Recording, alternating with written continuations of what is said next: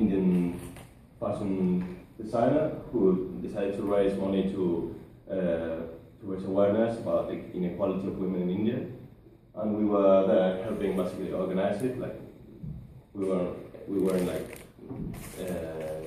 important people. We were just helping a bit. Well, we began doing some volunteering there. That guy over there is Manny Malhotra. He's a designer who was like featured in like more than 200 films in Bollywood and stuff. I took a picture with him. Still.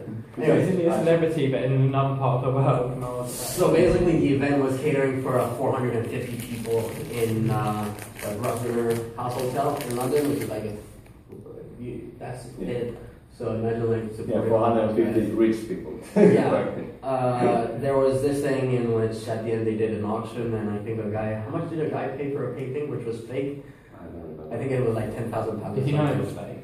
No, he knew it was fake, but he was like filthy rich and but literally, rich would be 10 million. Scam for time. Yeah. It was pretty fun, but the suites are pretty cool. We could more or less do something around there, but it was pretty cool. I mean, they didn't pay us, but they let us use our suites. Yeah. They paid us £10. £10 for our stupid things, but it was pretty cool. I mean, you got to like screw around in a 5-star hotel, meeting all these people. It's pretty fun. I mean, what we realize is that fundraising is really passive. So people they say, all right, I'll put a bucket there, and somehow people are going to donate. People are going to, in some way, just give the money without any like active participation from yourself. So what we realized is that we had to change that, and not only are people going to give money to our cause if you create something of value for them, but that you need to create that, something which is informative, something which is cool, right? So we started thinking and we didn't know what to do. The thing is, now we're going to show like a story of a normal leaflets that you can receive like going to uni in Park Street. So for example, you're handing it to you. You look at it for a couple of seconds. You see that it's to buy a cheaper hot dog somewhere, and then it's gone. And it's gone. So you've forgotten about it. So you literally just get the leaflet. You see a hot dog place, and you say, "All right, I'll donate." But then, oh crap, maybe I'll have maybe I'll have a hot dog, and yeah, your initiative is gone, right? So how do we challenge all of that, right? So there's one solution, which is the jailbreak. We have 36 hours to get as far as possible from Bristol without paying anything for transport, right? The 25th of October, we had to raise minimum £50 per team, and I think we kind of did it, right? Yeah, we already told you, but we already have 119 with 57p. 57p, yeah. That is an important additive to it. Anyways, so these are some photos which we kind of saw in last minute from the charity. People have gone as far as Australia or like Canada, the States. You can see there. I think that's Hong Kong or something. I don't know. Sydney, and it's pretty much. I mean, what you can do with the jailbreak is that you can't really plan it, because anything you start with saying, okay, I'm going to go to Australia or to South Africa, you'll end up like getting another company who can give you a trip to, I don't know, say Brussels or whatever, and you have to build up on that. So it's really spontaneous, and it really challenges you how you can talk and present your ideas to other people, which is really cool. But as we can see here, what we decided, the first thing is the easiest way to raise money was to do a Just Giving page, which Just Giving is just a website in which you can set up a website, put some information, and then people can just donate to your cause. I think they get like 5% out of it or something, so it's not that bad for the charities. But if they it's optional. Like you can add like an optional maybe 5% the donation for them to support the setups and all the organization of the event. So I think we received like £10 on each gift day or something. So it's like £10, which yeah, but the thing is, they don't take it away from us. So they don't take it away. They're not taking it away from UNICEF. They just give the people the option of donating to them a bit. Exactly. This is our page. So this is our beautiful page. How long ago? An hour ago, I think, because we updated it. An hour and a half. We think, I mean, the facts and figures are really important. We did a press release and we're sending it through UNICEF to a lot of places. And basically, I think out of the 35 donations, I think 20 or something were through text donations.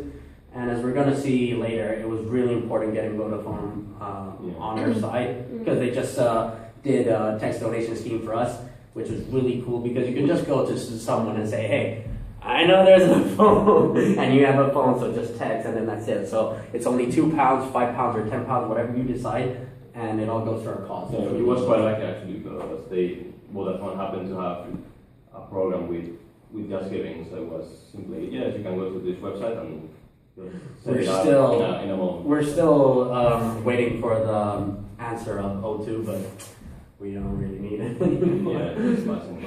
Here are some like facts about what UNICEF is doing. Don't bother doing it again. Yeah. This is the important part. The important part was this, why we actually chose UNICEF. And there's a lot of talks and stuff about Ebola and what they're doing. UNICEF is actually working a lot with Ebola, and I think Ebola is malaria. No, Ebola, and then what we're fundraising is malaria, but right now it's on the spotlight, right? I think they've raised £400,000 or something since like 2 months ago from like combined efforts of other teams. And they're doing this for good causes. They mostly specialize in international aid, so they help the least developed countries and children population to grow, to achieve things that they couldn't have done it without any help, right?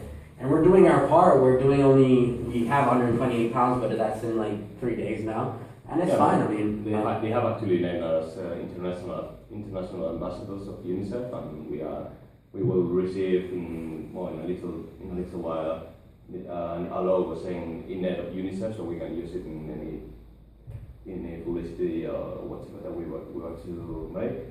So yeah, now we need to be really formal because we can't say anything stupid because we're really. They actually said that like you're UNICEF ambassadors, like just bear that in mind. Don't do anything stupid. But this is the Vodafone program. So yeah, Vodafone. What we did, I just emailed them around, and I emailed 302 Vodafone. What I really saw in this is that you have to just send as many emails, as many companies as you can, because you have no idea how they're going to respond. So we didn't know that Vodafone was going to actually sponsor us. We thought it was crazy. This is a personal project, which was literally, we started this, 2 weeks ago or something, the planning and everything, thinking about that. Even less than 2 weeks. So what we just said is that we know that there are some stuff like text donations, and it would be really cool if, for example, they could just set up one for us. So we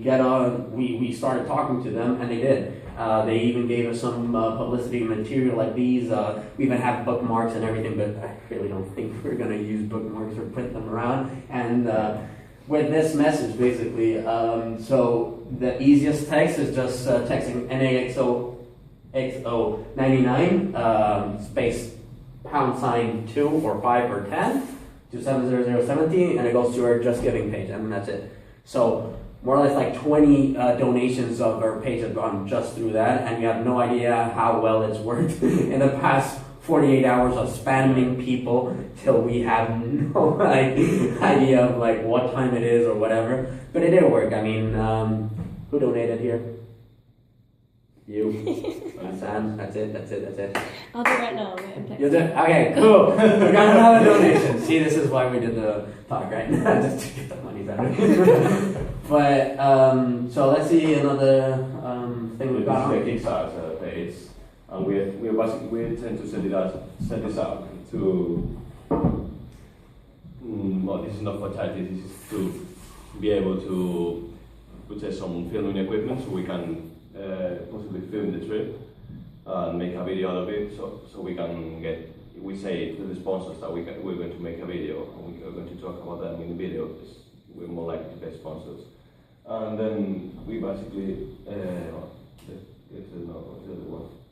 we're setting up the page. However, we haven't been able to set it up yet because they need to verify our identity and it's taking ages. I think they've just seen that we're Spanish and they think we're gonna run away with money and just go to Guatemala or something. I don't know. I mean, but they're taking ages for this. But yeah, it's basically we stemmed. I mean, we got this out of another project, which was the Bristol Improv. It's a society in which they just literally wanted to go to Scotland or something. Yeah, they went to Scotland. And in 11 hours, they raised $500 in 11 hours. So it's a great way because everyone. Yeah, actually, they ended up raising. I mean, the minimum you need to have like a minimum fee, so that and if you don't reach that minimum, they don't give you anything. But the thing is, they ended up raising like 3 times the 500 fee. So yeah, it's incredible. Yeah. So basically, if you set a £300 like threshold and you go to 299 at the end of the day, you don't get anything. You haven't reached the 300. It's only when you get 301 that people get paid. So it's a good idea, and we're starting to do it because we want to film our kind of like adventure and kind of explore that, like how can 2 people who nobody knows around the world can just go around and say, hey, look, we're doing this for UNICEF, help us out, and people can do it, right? So it's basically exploring what does it make. What do you need to do to like challenge people and to make them like act to do something, right? Something important. And I think if people can see this on a film, it'd be really nice. That's it. Mucho Nacho Love.